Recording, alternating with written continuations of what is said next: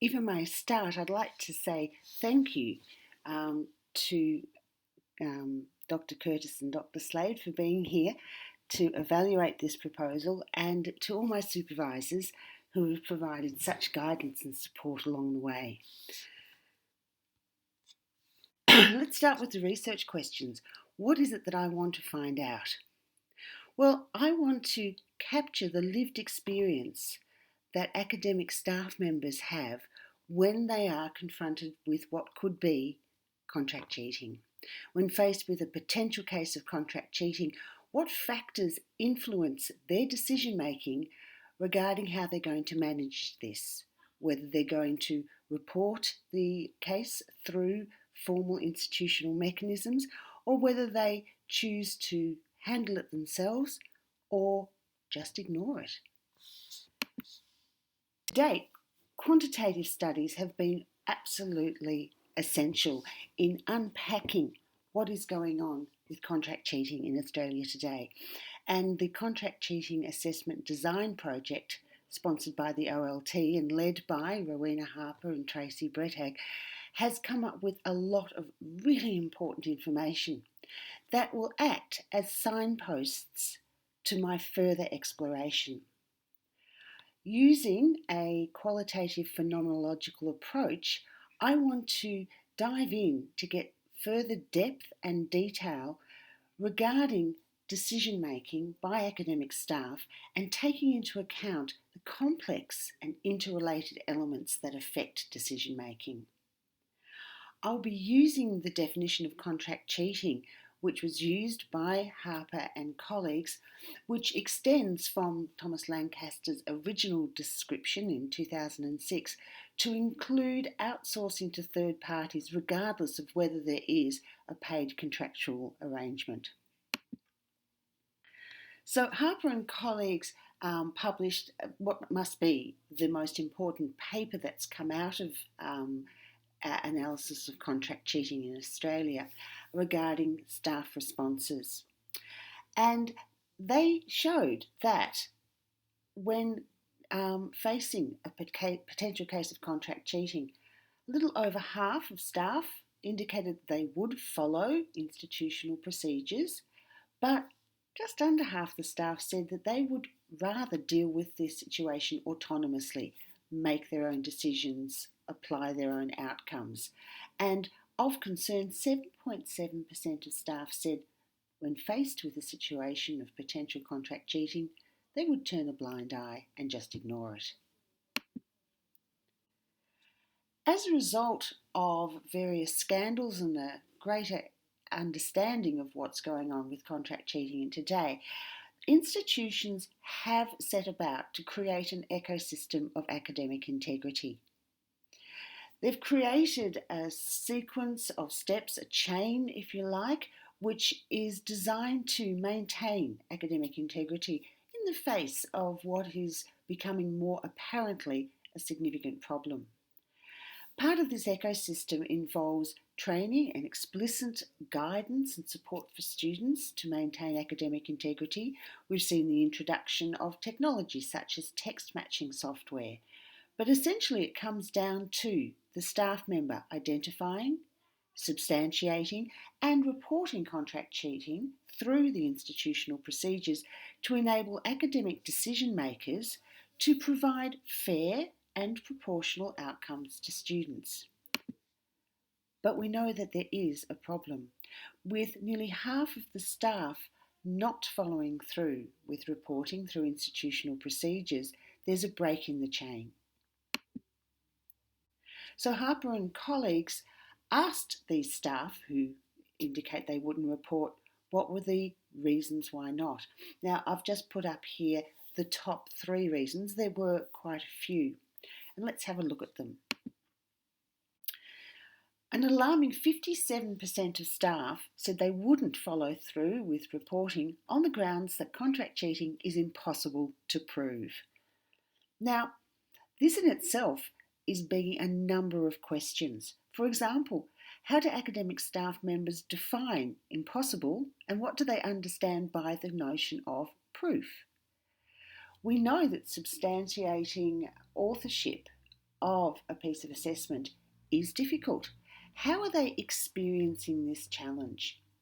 And if their task is to gather evidence to substantiate contract cheating in the report, how does this fit in with their professional identity as a teacher, a nurturer, a facilitator of the learning experience? So, nearly a quarter of staff said it was just too time consuming.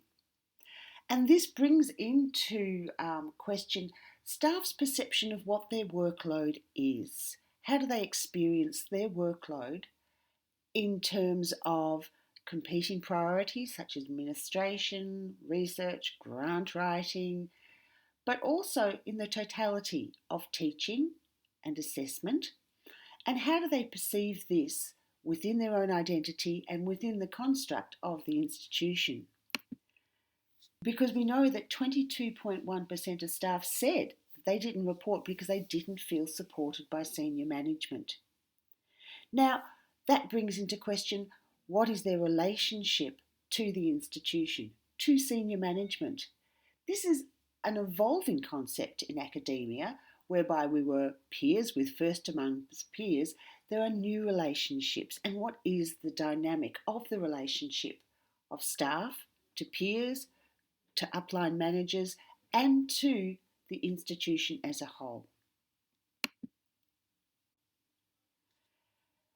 If staff don't report contract cheating, it introduces a number of factors which have ramifications. For a start, it brings into question the validity, the accountability, and the transparency of assessment. And as we know from Brett Agg et al.'s work in 2018, one of the three factors that contributes to students' contract cheating is the idea that there is an opportunity to cheat. So if we're not seeing reporting and consistency in decision making, are we creating further opportunities to cheat? And what about natural justice? If there's inconsistencies in decision making between staff, what kind of justice is that for those students who are potentially contract cheating? And what about those students who are maintaining academic integrity? Contract cheating has the potential to have significant reputational ramifications in the sector and the institution, and of course impact on the community. If students are graduating without the necessary competencies, is that going to have an impact, or are they going to continue to breach integrity in their work? A recent publication by DeMeo and colleagues looked at a reflection on publications into academic misconduct over the last decade. And in this, they've referred to student plagiarism to include a variety of breaches of academic integrity. So, if I may, despite the many studies on academic staff responses to academic integrity issues, student plagiarism remains an area of concern. So, there remains a need for continuing the research in this area. Only when we understand more deeply the people who respond to academic misconduct can we know best how to consistently and effectively address the issue of student plagiarism in universities. So this sums up a significant issue. How can we understand more deeply the experiences of those people who have to respond? And that's why I wish to use a qualitative phenomenological approach.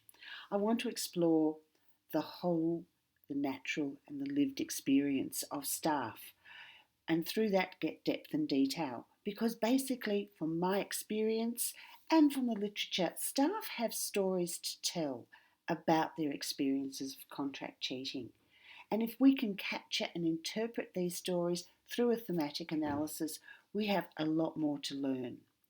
And the stories they tell are redolent with passion and emotion. We can look at this passion and emotion from a number of perspectives. The way staff respond to breaches in their community norms of academic integrity. We can look at how their impact of emotions on their relationship with students and how that relationship changes their decision-making capacity. Their professional role and identity. We've heard people say, I don't want to be a detective. We've seen that workload is a significant factor, as is dealing with the system. A system that seems to be becoming less connected to the identity of academics. So if we think about emotions, there's a fair diversity in the nomenclature, but just for the sake of this, I'll use George and Dane's description. So incidental mood and discrete emotions. That's what staff are bringing to the issue of assessment. They might already be resentful that they're not getting paid to do marking, that they're pressured with other factors, they're frustrated by the whole situation. So even before they sit down and mark, these might be incidental moods that they're bringing with them. And then when they sit down and actually confront what is a potential case of contract cheating, the emotional reaction or integral affect is going to have an effect. They might feel betrayed and disappointed that a student would do this, or even confused and angry as to why. And then the cascade of, do I know what to do? Do I have the competence and confidence to pursue this? And Schwartz brings up the idea of anticipated emotions, the idea of anticipating regret or disappointment. And this might arise from previous experiences that the staff member might have of putting forward a case and having it thrown out due to lack of evidence, or even having appeals that overturn decisions, or recently for me, an ombudsman overturning a decision on the grounds that the Turnitin similarity index was 0, so obviously there was no sign of cheating. This might not just be their own personal experience, but they might have vicarious experience through other staff members and their stories. So I wish to undertake a phenomenological hermeneutic study. From the point of view of phenomenological approaches, Heidegger's hermeneutic approach would be the most appropriate fit to the situation, in that as the instrument for data collection and interpretation, I have my own experiences. Now, I can't completely deny them. I can't be objective. These are my realities.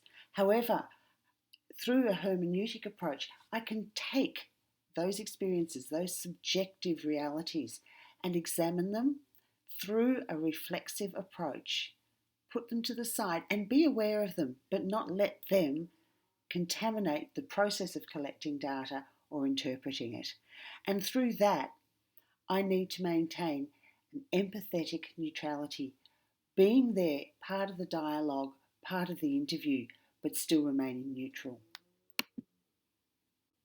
So the people I want to talk to are people who are currently or have recently worked in higher education, and I need them to have experienced at least one potential incident of contract cheating. So they need to be currently teaching and involved in assessment. I'm aiming for a gender balance across a range of disciplines, because we know there is variation across disciplines, and I also am very interested in a variety of employment status and experience, from the newly employed, possibly casual, all the way through to someone who's been there as long as the concrete has and feels very much part of the institution. I intend to collect the data through semi-structured interviews. I'm looking for that dialogue where the intersection of our interaction in the interview will create the data that we can use. So face-to-face would be the most appropriate, and I'm seeking to have it so that I'm actually there, but under some circumstances it might need to be through distance, through a video conferencing. And 60 minutes is the assumed interval for the interview, but I'm not sure if that's actually going to be always the case. I'll be recording these through audio recording, taking field notes, and constantly journaling myself for reflective purposes and to augment the data, which will, of course, be de identified, confidential, and in secure storage. Obviously, all aspects of ethical approval, informed consent, and the participants' right to withdraw at any stage will be maintained.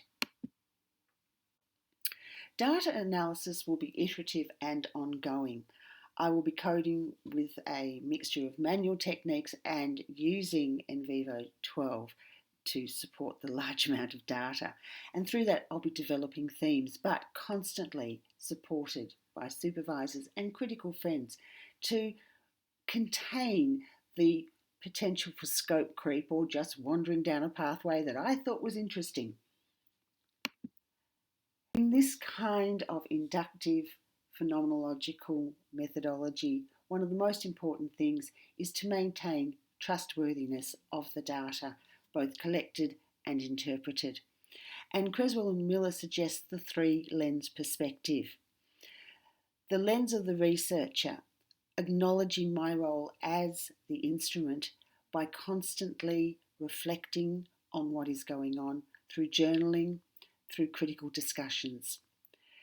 Ensuring that the lens of the participants is well accommodated by member checking, the opportunity to review the transcript or even participate in some of the initial parts of coding to check that I am faithfully representing what they believe is their story.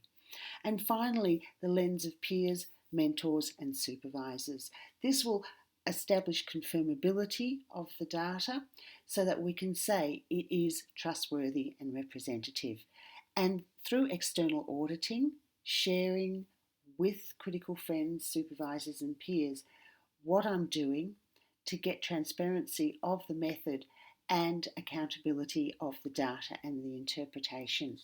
Hopefully, by doing all this, I will be illuminating the experiences of staff when making decisions regarding the management of contract cheating.